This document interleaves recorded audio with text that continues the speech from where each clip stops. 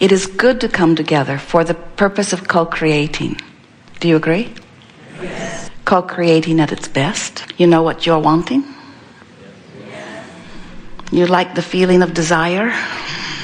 Especially when you know you can achieve it, yes? When you don't know you can achieve it, then how does that desire feel? Like doubt, like anxiety, like injustice, like I wish I didn't want this because I felt better before I did. So what that says is when you focus a desire, the larger part of you embraces it and runs with it. Every one of them. And that's why if you don't run with it too, you feel bad. So that means everything you want, just know you can have it, and that'll take care of it. We're done. Want it and believe it, and it is. Now we really are done. There isn't anything that we might tell you that is more significant than that. When you desire something and then you maintain the vibration of that desire, then it has to be, because there's no split energy within you. But if you want something and you doubt it, now you have split energy, and that split energy or that contradictive energy is introducing resistance to the mix, which slows it down at best and holds it off eternally until you croak at worst. In other words, when you contradict the vibration of your desire cannot manifest. It just can't. When you harmonize with the vibration of your desire, then not only can it happen, but it is happening and does happen immediately. So the amount of time that it takes between your launching of a desire and your realizing it in fullness in terms of manifestation, that time gap is only dependent upon your ability to get up to speed with your own desire. And the thing that trips you up often is that your desire is often born out of something that you don't want. And so you've got that thing, that vibration going on in your vibration. And also something that trips you up is that once you know you want it, you tend to explain why you want it by pointing out you don't have it. And every time you point out you don't have it, you just keep the vibration of the absence of it or the opposite of it active. And when the vibration of the opposite of what you want is active, that's what resistance is, and that's what slows it down. That's what keeps you from being in the vicinity of it. Now, we said that differently than you may have heard it before. We said it differently than we've ever said it before. Your resistance keeps you out of vibrational alignment with your desire. Your resistance, your focusing upon what you don't want, keeps you from harmonizing with your desire, keeps you from going where your desire is. Now, we know all along you've been thinking, hey, desire, I'm over here. Come over here with me. But it's not really that way. You launch your desire, Source rides the rocket of it. Your desire formulates and actualizes vibrationally in a vibrational reality. You got to go to the vibrational reality before you rendezvous with your desire. Now that's an interesting distinction, isn't it? Abraham, you mean I can't stay over here and feel bad about not having it and get it? That's right. Well, it worked with my mother quite often. I remember her saying no, but after I cried long enough, she said yes. I remember whining and pleading a really needy case, and then adults changed the rules to make it better for me. And we say, in your physical format, you have been defying the laws of the universe. That's why it doesn't get you very far. In other words, when you complain and you get your complaint soothed by others, this is always true. They're over there with you in your vibration. So the world you're interacting with under those considerations, under those conditions, you're in a outside the vibration of what you want mode, interacting with others who are also outside the vibration. So what you create together is mediocre at best. In other words, you can move stuff around. but you will not be the powerful creator that you've come forth to be. So this series of continual rockets that you launch, the source within you sees them, knows them, holds them, and integrates them into the totalness of that which you are. Do you sort of know what we mean by that? You were source energy before you came into this body. And even though you have projected some of your consciousness into this body that you know as you, this source energy part of you still remains as source energy. Just like the electricity will never be the toaster. The electricity is the source, the toaster is the toaster. So source remains source even though you have come forth into this physical body. And when in this physical body, you know what you don't want, so you launch rockets of what you do want. As you launch these rockets of what you do want, this non-physical source part of you rides that rocket, gives undivided attention to your newly amended desire, and literally, vibrationally, we're not kidding you, becomes it. When you don't have enough money and you ask for more, the non-physical part of you, the larger part of you, gains that much prosperity from this recent request. Every time you ask, you have no idea how rich your vibrational reality is because of all of the asking that you've been doing. Rich with abundance of money and relationships and well-being and clarity. Rich with all of the things that your life has helped you to carve out. Rich, this vortex of creation that you are assimilating. You started it before you even came into this body, the vortex of that which is you was. And then you came forth in this leading edge time-space reality as genius creators, and you deciphered contrast and you added to it still. You do, all day, every day. As a mass consciousness, there is a huge vibrational vortex. We're calling it the vortex of creation. It's a vibrational reality. Just like what you live is reality, you call it reality. And we'll give you that if you want to call it reality. It feels really real to you. You see it, smell it, hear it, taste it, touch it. You can feel it. It is a reality to you.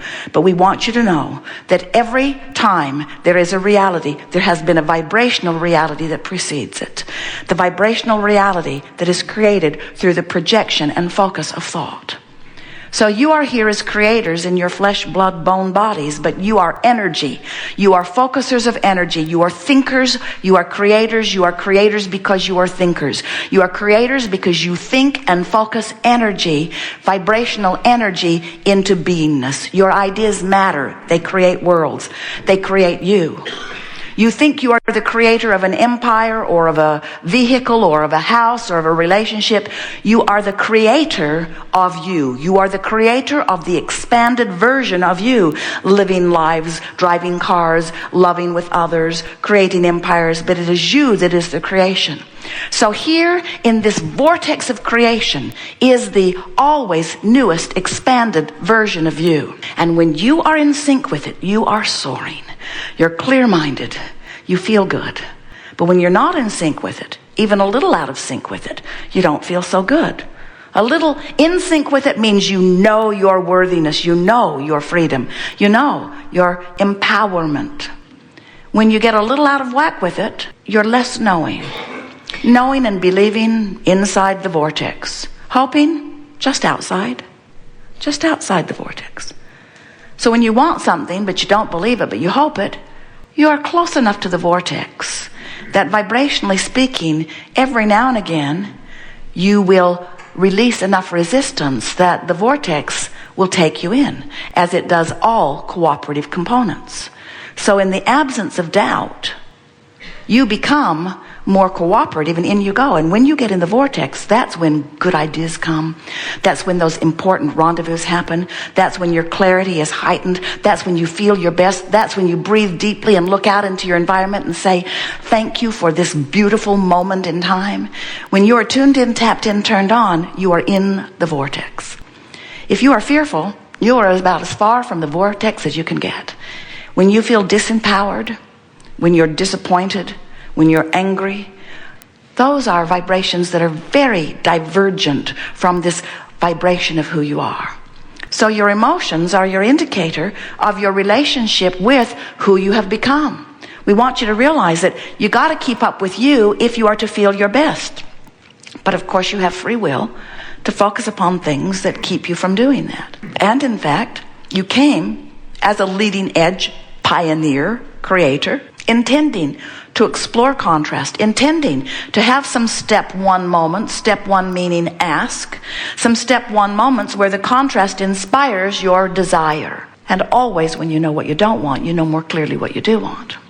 So nothing wrong with being outside the vortex, having a step one moment. Just don't make a career of being out there. Once you know what you want, give your attention to that. Talk about why you want it. Imagine what it would be like to live it. Focus upon others who are living it. Remember times when you were living things like it. But when you stand outside the vortex, knowing what you don't want, and trying to justify why you want or need or deserve an improvement by embellishing what's wrong with where you are, that's when you start making a career out of it. That's when you begin to train yourself into a sort of chronic, habitual vibration of knowing so clearly what's wrong. It's sort of like when you ask a question and you don't give the universe an opportunity to give you an answer, or better stated, you ask the question and you maintain the vibration of the question so you can't hear the answer, even though in the moment that you ask, the answer comes forth. So you ask, but you don't wait long enough to tune into the answer. So you ask again. And then you still don't hear, and you ask again, and you ask again, and now I've been asking and asking and asking and asking. I'm really tired of asking. I'm tired of wanting this thing that I don't have, that I don't have, that I don't have, that I don't have, that I don't have. When is this thing that I don't have going to come to me? I deserve it. I want it. I need it. Where is it? Where is it? Where is it? Where is it? Where is it? Where is it? Where is it? What's wrong? What's wrong? What's wrong? What's wrong? What's wrong? What's wrong? What's wrong? What's wrong? What's wrong? Where is it? It's your fault. It's your fault. It's your fault. It's my fault. It's your fault. It's my fault. It's your fault. It's my fault. I hate this. I don't like this. I'm going to join an online chat group. I feel better. I feel better now because there are others resonating with me who also want it that don't have it. We don't have it, do we? We don't have it. We don't have it. We want it. We don't have it. We want it. We don't have it. We deserve it. It's their fault. It's their fault. It's not our fault. It's their fault. It's their fault. We don't have it. We deserve it. We need it. We want it. Where is it? That's making a career out of step one. Give the universe the opportunity to do what it has already done. It has lined up circumstances and events. We want to get your attention. This vortex of creation is, because of law of attraction, already has assembled all of the necessary components for the fulfillment of everything that you've asked for. And if you would stop doing that thing you do that holds you as an uncooperative component, you would be a cooperative component. In other words, you don't have to work at being cooperative. You have to work at no longer being uncooperative. You have to stop doing that thing you do that holds you out of the vortex. But we've never met anyone who can stop doing that thing they do. Because when you say, I'm no longer going to do that thing I'm doing, you're doing it. I'm not going to think about this thing that I'm thinking about anymore. I'm not going to think about that. I'm not going to think about that. I'm not going to think about that. I'm thinking about that. I don't want to think about that. Cancel. I don't want to think about it. I don't want to think about it. I don't want to think about it. I don't want to think about it.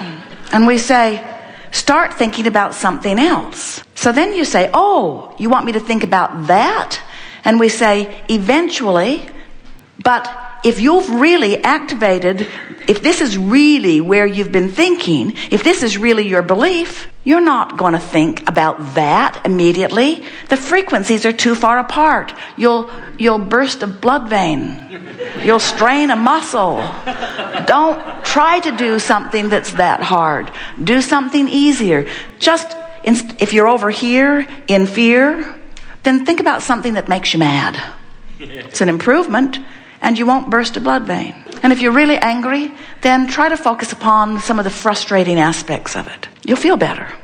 Try to find relief by thinking toward the vortex. Don't try to get in all at once.